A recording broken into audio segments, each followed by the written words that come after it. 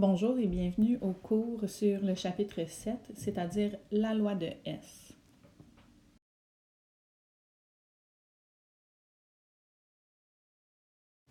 Un synonyme de la loi de Hess, c'est l'additivité des enthalpies. On vous a présenté jusqu'à maintenant que les réactions chimiques se produisent en une étape, c'est-à-dire qu'on voit des réactifs qui deviennent des produits. Il y a plusieurs réactions dans lesquelles c'est pas aussi simple que ça. En réalité, pour se rendre des réactifs initiaux aux produits finaux, il peut y avoir plusieurs étapes pour une réaction. Par exemple, prenons la neutralisation acido-basique suivante. On met en réaction du NaOH solide avec du HCl aqueux et à la fin, on obtient du NaCl aqueux avec de l'H2O liquide, c'est-à-dire de l'eau liquide. Nous avons déjà vu le processus de neutralisation avec les ions. Aujourd'hui, je vais vous parler plus des systèmes, des mécanismes réactionnels. Donc, on ne va pas s'attarder aux ions formés. Ce que je veux illustrer ici, c'est que pour se rendre de NaOH solide avec HCl aqueux, il y a une étape qui est à l'intérieur de cette réaction, qui est sous-entendue, mais qu'on n'inscrit pas nécessairement. En réalité, cette réaction se fait en deux étapes. La première étape, puisque le NaOH est solide, il doit se trouver sous forme aqueuse pour pouvoir réagir avec le HCl. Donc la première sous-étape ou la première étape de cette réaction, c'est le NaOH solide qui devient du NaOH aqueux. Ensuite, la deuxième étape de cette réaction, c'est le NaOH qui est maintenant aqueux, peut réagir avec les ions du HCl aqueux pour devenir du NaCl aqueux avec une molécule d'eau liquide. On voit qu'on a deux sous-étapes. Ici, ce qui est important de voir, c'est que le NaOH aqueux qui est formé à la première étape est aussitôt utilisé à la deuxième étape. Donc, à la toute fin, quand on veut écrire notre réaction globale, c'est-à-dire la réaction de base, on va négliger, on va biffer le NaOH aqueux parce qu'à la toute fin, il n'existe plus. Le NaOH aqueux existe momentanément pour réagir avec le NaCl. Donc, à la toute fin, ce qu'on obtient, c'est la réaction globale, c'est-à-dire la réaction initiale.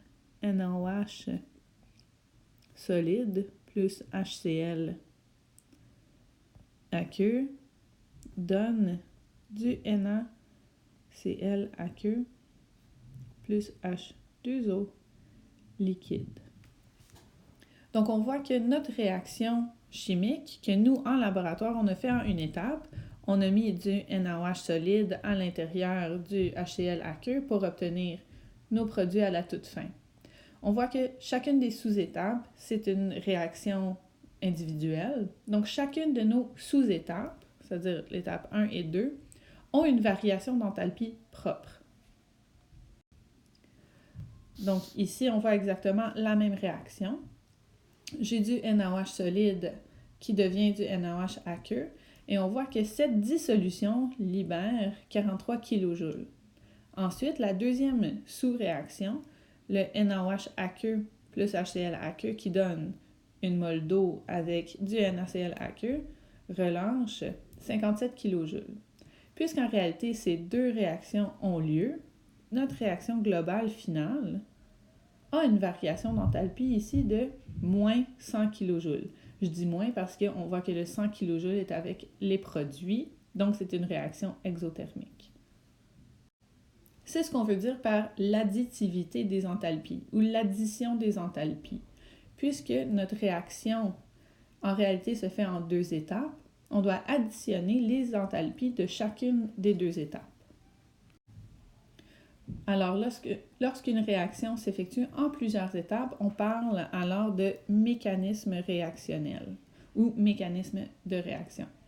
On peut résumer ce mécanisme par une réaction globale. L'énoncé de la loi de Hess, c'est-à-dire le chimiste Hess, formulé en 1840. Aux mêmes conditions, la variation d'enthalpie d'une réaction est toujours la même, qu'elle se fasse directement ou par étapes. La variation d'enthalpie d'une réaction est égale à la somme des variations d'enthalpie de chacune des étapes ayant conduit à la réaction globale. C'est ce qu'on vient de voir. Le diagramme ici démontre que peu importe qu'une réaction se produise en deux ou en trois étapes, le delta H final, si on a les mêmes réactifs et les mêmes produits, sera le même, peu importe le trajet qu'on a pris. Sur le diagramme énergétique ici de la formation du butane, on peut voir que cette réaction se déroule en réalité en trois étapes. Donc, il y a trois sous-réactions. Chaque sous-réaction a un réactif, un produit, un complexe activé, une variation d'enthalpie et une énergie d'activation. Si on observe le mécanisme réactionnel suivant, on part des réactifs. Donc, les réactifs initiales ici. Pour la première sous-étape, on a une enthalpie quelconque, une énergie d'activation avec un complexe activé et les produits d'une première réaction. Ces produits formés de la première étape vont exister de manière momentanée. Donc, c'est des produits intermédiaires.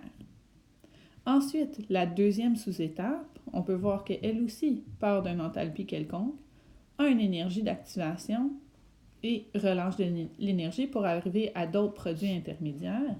Et la troisième et dernière étape a une énergie d'activation propre et on arrive au produit de la formation du butane au total.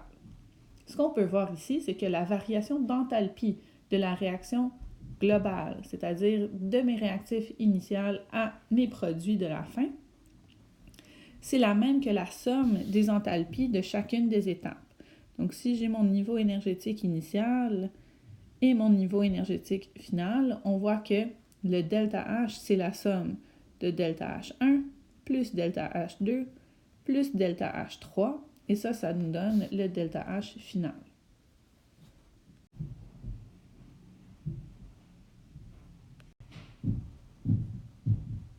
J'aimerais aussi mentionner que l'énergie d'activation de la réaction globale correspond à la différence d'énergie entre les réactifs du tout début au complexe activé le plus élevé.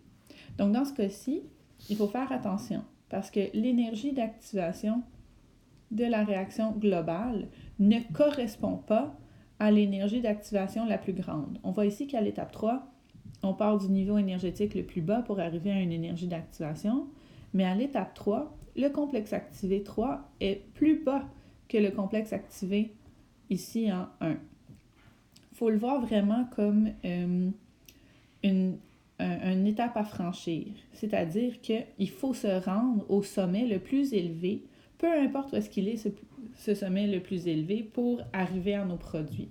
Donc, une fois qu'on a franchi le complexe activé le plus élevé, la réaction au complet peut se dérouler. Ici est placé à l'étape 1, mais ça peut être à n'importe quelle étape du mécanisme réactionnel. Quand on a les équations thermochimiques, on peut alors déterminer le delta H, c'est-à-dire la variation d'enthalpie de la réaction globale. Les étapes à suivre pour le faire sont les suivantes. Écrire l'équation globale balancée, choisir les équations pertinentes, c'est-à-dire les sous-étapes pertinentes, réorganiser les équations en les inversant ou en les multipliant, additionner les équations ainsi que les chaleurs associées, convertir la valeur obtenue selon les exigences du problème à résoudre. Bon, qu'est-ce que ça veut dire?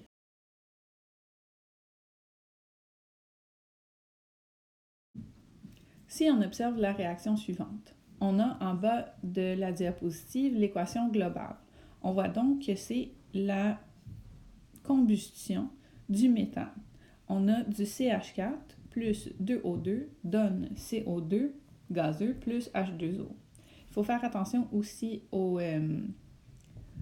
états de la matière parce que pas toutes réactions ou sous-étapes sont créées égales. Voici, on vous présente plusieurs sous-étapes possibles pour ce mécanisme réactionnel. On voit la première qui est le carbone solide plus 2H2 gazeux donne du CH4 gazeux. En deuxième étape, on a du dihydrogène plus une demi-O2 gazeux donne H2O gazeux.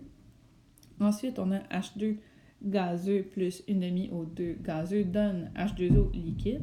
Et on peut voir que entre ces deux réactions, le ΔH n'est pas le même. Dans une dernière étape, on a le carbone solide plus O2 gazeux donne CO2 gazeux. À partir de ceci, on va choisir les étapes qui sont pertinentes.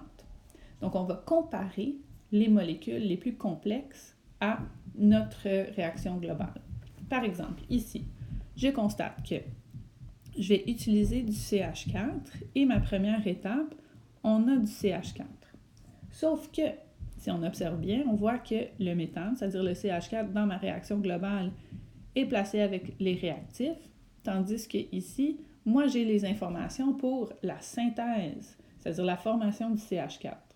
Je vais donc devoir, dans mon mécanisme réactionnel, inverser cette réaction, c'est-à-dire mettre les réactifs où est-ce qu'il y a les produits et les produits où est-ce qu'il y a les réactifs.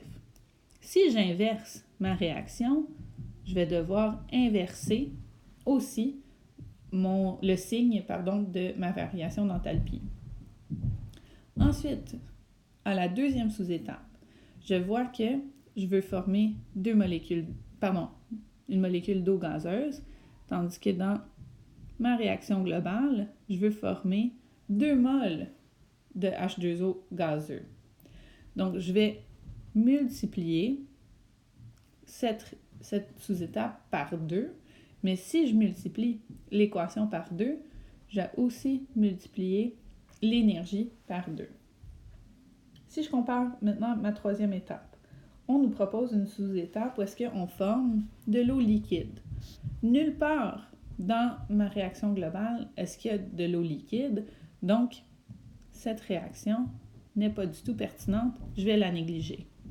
Dans un dernier cas, je veux former du CO2 gazeux. Je vois que j'ai une mole de CO2 gazeux dans mes produits de ma réaction globale, donc je vais garder cette réaction telle qu'elle. Une fois que j'ai fait ces opérations, donc à la première étape, j'ai inversé, à la deuxième étape, j'ai multiplié, et à la troisième étape, j'ai négligé au complet, puis la dernière, je l'ai gardée telle qu'elle. On peut maintenant comparer nos réactifs et nos produits de notre mécanisme réactionnel pour retrouver notre réaction globale. On va donc biffer, c'est-à-dire barrer tout ce qui se retrouve autant chez les réactifs que chez les produits. Toutes les molécules identiques. Donc ici, si je regarde le carbone solide, j'ai du carbone solide ici dans mes produits et du carbone solide dans mes réactifs. Je vais donc l'éliminer. J'ai du dihydrogène gazeux dans mes produits. J'ai une molécule identique dans mes réactifs. Je vais donc enlever ces molécules. J'en ai 2 de chaque barre, donc les 2 vont s'annuler. Ensuite, j'additionne tous mes réactifs ensemble et tous mes produits. Ce qui me reste dans mes réactifs, c'est le CH4 gazeux, une mole de O2 gazeux, une autre mole de O2 gazeux, et c'est ce que je retrouve ici dans ma réaction globale. Du côté de mes produits, j'ai 2 moles de H2O gazeux, une mole de CO2 gazeux, et c'est ce que je retrouve chez mes produits. En termes de l'énergie, à ce moment-là, le ΔH, je vais additionner toutes mes variations d'enthalpie pour obtenir ma variation d'enthalpie pour la réaction au complet. Dans cet exemple, on nous demande de trouver la chaleur molaire de combustion du C2H2 à partir du mécanisme réactionnel proposé, c'est-à-dire les réactions élémentaires qu'on voit ici. La première étape est de trouver l'équation globale équilibré de la combustion du C2H2. Donc le C,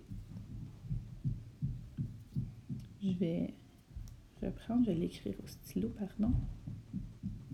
Donc, j'ai le C2H2 gazeux plus O2 gazeux donne du CO2 gazeux plus de l'eau gazeuse.